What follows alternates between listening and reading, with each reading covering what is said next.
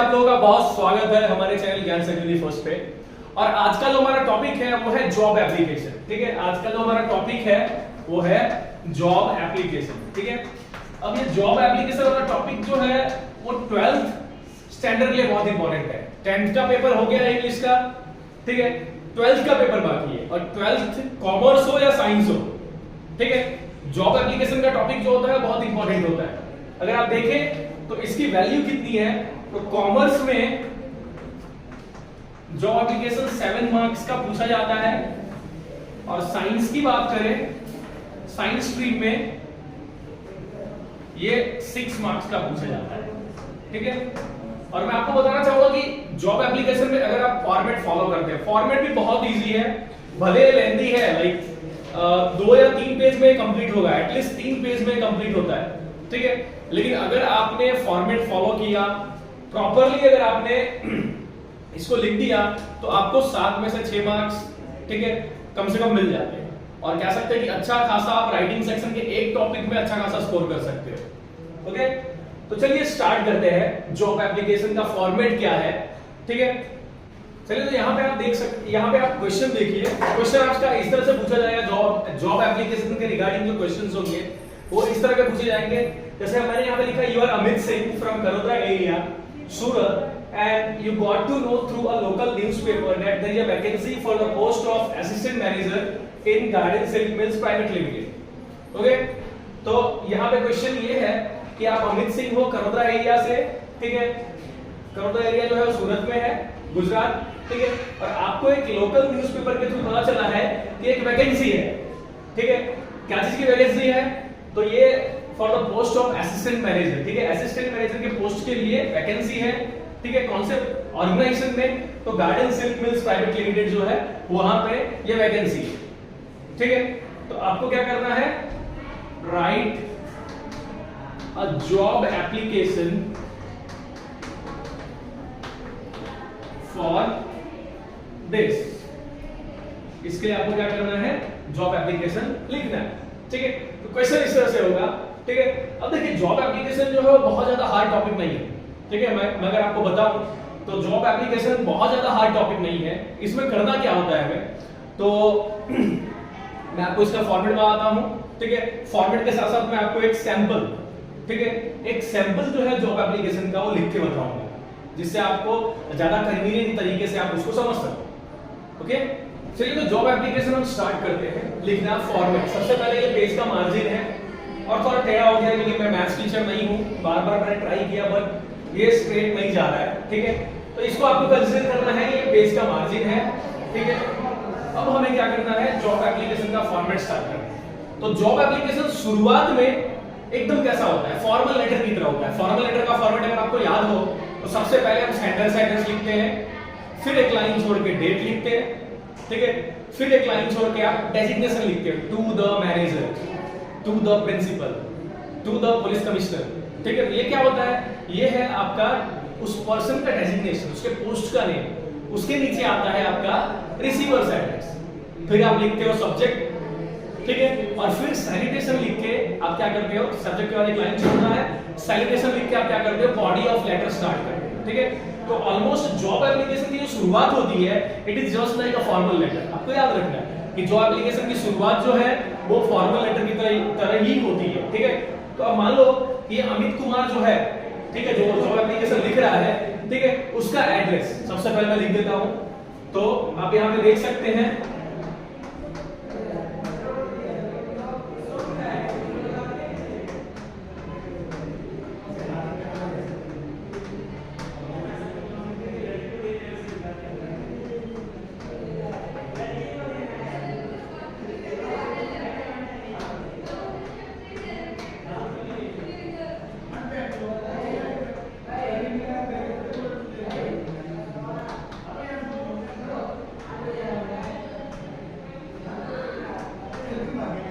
तो यहाँ पे आप देख सकते हैं। देखिए मैं आपको एक चीज यहाँ पे बताना चाहूंगा, तो यहाँ पे ध्यान रखने की चीज क्या है कि एड्रेस जो है कैसे लिखना चाहिए, आपको ये ध्यान रखना है।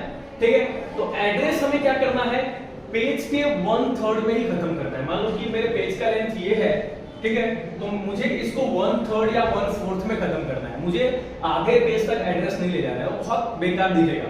आगे पेज तक अगर आप एड्रेस लेके जाते हो, ठीक है, तो वो दिखने में बिल्कुल अच्छा नहीं लगेगा। ठीक है, देखिए मैं आपको बताया हूँ, मैंने आपको हमेशा बताया है कि फॉर्मेट के मार्क्स मिलते हैं राइटिंग सेक्शन में।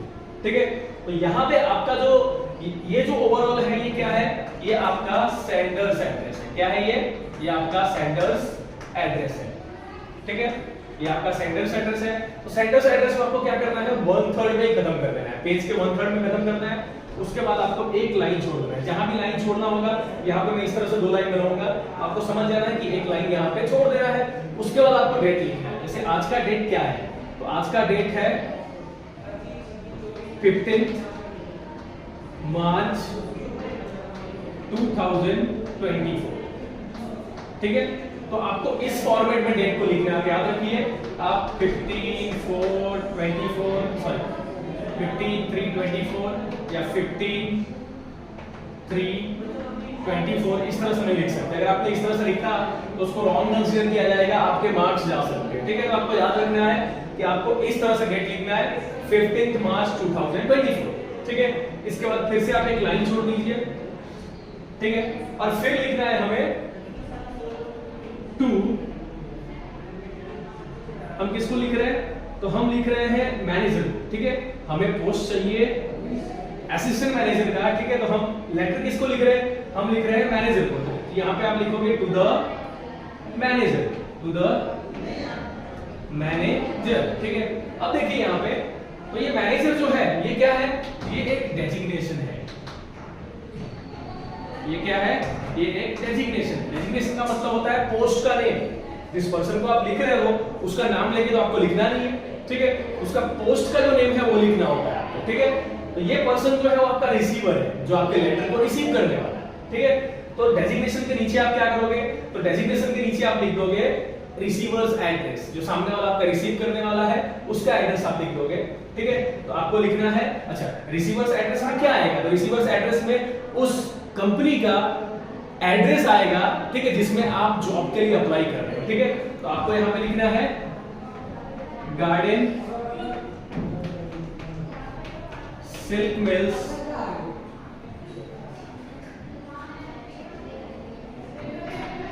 Private PVT LTD Jolwa Karodara Surat. ठीक है, अगर पिन कोड पता हो 394327। ठीक है, पिन कोड अगर आपको पता हो तो आपको पिन कोड भी वहां पे मेंशन करना है। मतलब फुल्ली आपको इस तरह से क्या करना है, आपको रिसीवर्स एड्रेस लिख देना है। ठीक है, आपको क्या करना है, रिसीवर्स एड्रेस लिख देना। ठीक है, तो आप यहाँ पे देखिए सबसे पहले जो हमने लिखा है, ठीक है, हमारे पास बोर्ड की साइज कम है, इसलिए हम क्या करेंगे, ठीक है, हर एक टॉपिक को मिटा के ही हमें करना पड़ेगा। ठीक है, आप ध्यान दे दीजिए कि मैंने अभी तक क्या क्या करवा दिया है। तो जॉब एप्लीकेशन में मैंने सबसे पहले आपको लिखवाया सेंडर्स एड्रेस। ठीक है, उसके बाद हमने लिखा डेट। ठीक है, उसके बाद हमने लिखा डेजिग्नेशन। डेजिग्नेशन मतलब पोस्ट का नेम, जिस पर्सन को आप लिख रहे हो टू द मैनेजर, तो उसके पोस्ट का नेम आपने लिखा, और उसके नीचे आ गया आपका रिसीवर्स एड्रेस। क्या आ गया, रिसीवर्स एड्रेस,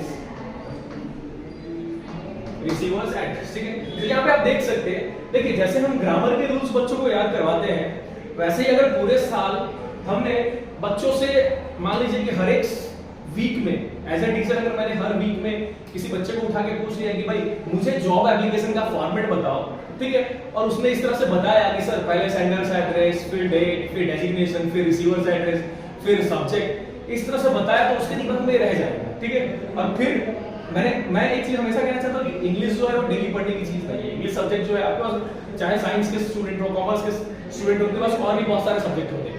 तो मैं चाहता हूँ कि रूल्स, ग्रामर के रूल्स और राइटिंग सेक्शन का फॉर्मेट वो आपके दिमाग में होना चाहिए। ये चीज अगर आपके दिमाग में हुई तो डेफिनेटली आप क्या करोगे, ठीक है, आपको जरूरत नहीं पड़ेगी हर रोज इंग्लिश पढ़ने की। एग्जाम से अगर 5 दिन पहले भी आपने स्टार्ट किया तो आप आराम से पूरा सब कुछ कवर कर सकते हो। बस आपके दिमाग में ग्रामर रूल्स और साथ में राइटिंग सेक्शन का फॉर्मेट होना चाहिए, और इसके बेस पे आप अच्छे मार्क्स भी स्कोर कर सकते हो। ठीक है, तो फिलहाल अभी हमने sender's address, date, designation, receiver's address ये सब कवर किया है। अब आगे बढ़ते हैं। फिर आगे क्या लिखना है, तो हमारा रिसीवर्स एड्रेस तक हो गया है, ठीक है। उसके बाद हमें क्या करना है, फिर से एक लाइन छोड़ देना है और लाइन छोड़ने के बाद हमें लिखना है सब्जेक्ट, ठीक है। हमें क्या लिखना है, सब्जेक्ट लिखना है, ठीक है। सब्जेक्ट यहाँ पे क्या आएगा, सब्जेक्ट आएगा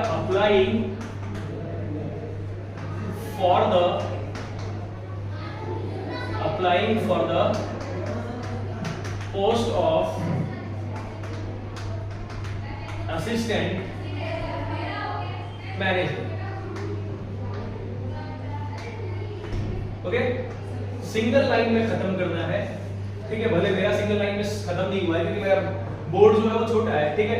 आई एक्सपेक्ट आप जिस पेज पे लिखोगे वहां पे सिंगल लाइन में या डबल लाइन में अगर आप देखो तो एक सिंगल वर्ड मैंने लिया है, ठीक है। तो आपको ये याद रखना है कि एप्लीकेशन आपका जो सब्जेक्ट होगा वो एक पैराग्राफ की तरह कभी मत लिखना, ठीक है। कभी भी पैराग्राफ की तरह सब्जेक्ट मत लिखना, क्योंकि देखो कोई भी इंसान जब आपका लेटर पढ़ रहा होता है, आपका एप्लीकेशन पढ़ रहा होता है, सबसे पहले सब्जेक्ट पे उसका ध्यान जाता है। क्यों? क्योंकि सब्जेक्ट से उसको पता चल जाता है कि इसने किस टॉपिक पे मुझे एप्लीकेशन दिया है, ठीक है। कौन से टॉपिक पे इसने एप्लीकेशन लिखा है। तो सबसे इंपॉर्टेंट होता है सब्जेक्ट। सब्जेक्ट को आप लिखने के बाद अंडरलाइन कर दे, because this is the most important thing, ठीक है। उसके बाद आपको क्या करना है, फिर से एक लाइन छोड़ना है और लाइन छोड़ने के बाद आपको लिखना है रिस्पेक्टेड सर, ठीक है, और मैम, ठीक है। रिस्पेक्टेड सर और मैम ये लिखना है। अब देखिए आपका जॉब एप्लीकेशन का जो बॉडी होता है, ठीक है, बॉडी ऑफ जॉब एप्लीकेशन वो थोड़ा अलग तरीके से लिखा जाता है, ठीक है। तो मैं आपको कुछ सेंटेंस लिख के बताता हूं कि आप किस तरह से बॉडी ऑफ जॉब एप्लीकेशन लिखना है। चलो, तो यहाँ पे आप देख सकते हो कि जो बॉडी ऑफ एप्लीकेशन है वो इस तरह से स्टार्ट करता है। I got to know through a local newspaper that there is a vacancy for the post of assistant manager in your organization, okay. My education qualification and job experience matches the criteria given by you. I am giving all my details to let you know that how efficient am I for this, ठीक है, for this post, ठीक है। तो यहाँ पे आपने क्या किया, कोई एक्स्ट्रा सेंटेंस यूज नहीं किया। मैंने आपको बोला कि काम की चीजें सिर्फ आपको लिखनी है बॉडी ऑफ एप्लीकेशन में, ठीक है। इसको बहुत लंबा नहीं लिखना है क्योंकि ऑलरेडी जॉब एप्लीकेशन जो है वो बहुत कह सकते हैं कि बहुत लेंथी होता है, 3 पेज को आराम से कवर करता है, ठीक है। तो आप बॉडी ही एक पेज में लिख दो, वैसा नहीं होना चाहिए। जो काम की चीज है वही लिखनी है। तो यहाँ पे आपने काम की चीज ही लिखी है, ठीक है। मुझे लोकल न्यूज़पेपर से पता चला है कि एक वैकेंसी है आपके ऑर्गेनाइजेशन में, ठीक है, किस पोस्ट के लिए, तो असिस्टेंट मैनेजर के पोस्ट के लिए, और मेरी एजुकेशन क्वालिफिकेशन है, जॉब एक्सपीरियंस जो है उस क्राइटेरिया को मैच कर रही है जो आपके द्वारा दिया गया था।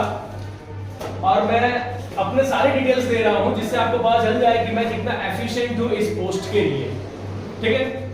अब आगे क्या करना है आपको, देखिए बहुत सारे लोग क्या करते हैं, बहुत सारे टीचर्स या बुक्स में भी दे रखा है कि सबसे पहले आप फॉर्मल लेटर को जिस तरह से लिखते हो उस तरह से लिख के एंडिंग भी लिख दो, एंडिंग भी पूरा लिख डालो, ठीक है। एंडिंग भी पूरा लिख डालो, मतलब आप रेस्पेक्टेड सर एंड मैम, उसके बाद आपने पैराग्राफ लिखा बॉडी ऑफ जॉब एप्लीकेशन, उसके बाद आप उसका एंडिंग भी कर दो, ठीक है। योर्स सिंसियरली करके उसका एंडिंग कर दो, उसके बाद आप अदर इंफॉर्मेशन लिखना चालू करो।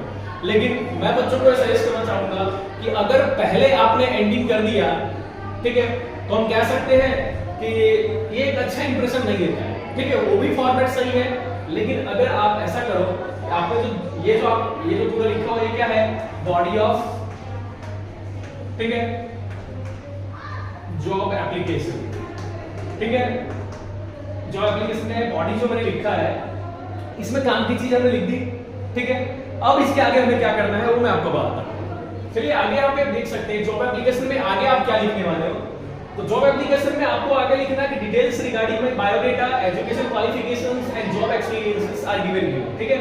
मतलब आपने जो बॉडी ऑफ जॉब एप्लीकेशन लिखा उसके बाद आपको ये लिख देना है कि मेरे बायोडाटा के रिगार्डिंग, एजुकेशन क्वालिफिकेशन के रिगार्डिंग और जॉब एक्सपीरियंस के रिगार्डिंग जो डिटेल्स है वो मैंने नीचे लिखे हैं, ठीक है। यहाँ पे आपको बायोडाटा का हेडिंग दे देना है और फिर उसमें बायोडाटा में क्या क्या आएगा, तो नेम, फादर्स नेम और हस्बैंड्स नेम, ठीक है। Like boys, they have to write their father's name, and if a female is married, then she has to write her husband's name. Okay? तो वो मेंशन करना है, gender, date of birth, marital status, religion, nationality, language known, address, ठीक है। I think email ID रह गया है, email ID, other skills, मतलब ये 10 से 11 डिटेल्स जो होते हैं बायोडाटा में वो काफी होते हैं, ठीक है। क्योंकि इसके अलावा आप एजुकेशन क्वालिफिकेशन के रिगार्डिंग जो डिटेल्स है वो आप डिटेल में देने वाले हो, ठीक है। जॉब एक्सपीरियंस के रिगार्डिंग जो डिटेल है वो भी आप डिटेल में देने वाले हो, टैबुलर फॉर्म में देने वाले हो, ठीक है। तो हमें ये 10 से 11 चीजें इंक्लूड करनी है बायोडाटा में, ठीक है। तो आप देख सकते हैं। अच्छा, यहाँ पे मैंने क्या किया है, मेरे पास बोर्ड पे स्पेस कम है, इस वजह से मैं दूसरी साइड पे लिखा हूं, लेकिन आपको क्या करना है, आपको पूरे पेज में ही लिखना है।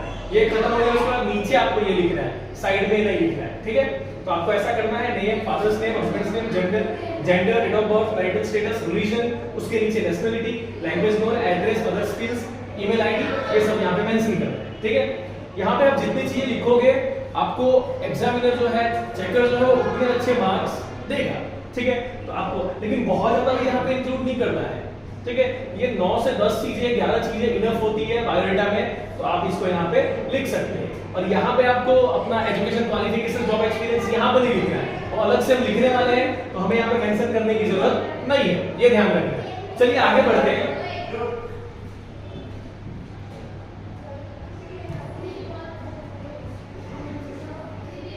जैसे कि आप देख सकते हैं कि जॉब एप्लीकेशन का फॉर्मेट जो है थोड़ा लेंथी है, तो इसको हमने 2 वीडियो में बांटा है, ठीक है। आधा हम अभी खत्म करते हैं इस वीडियो में, और आधा जो है वो अगले वीडियो में आएगा, ठीक है।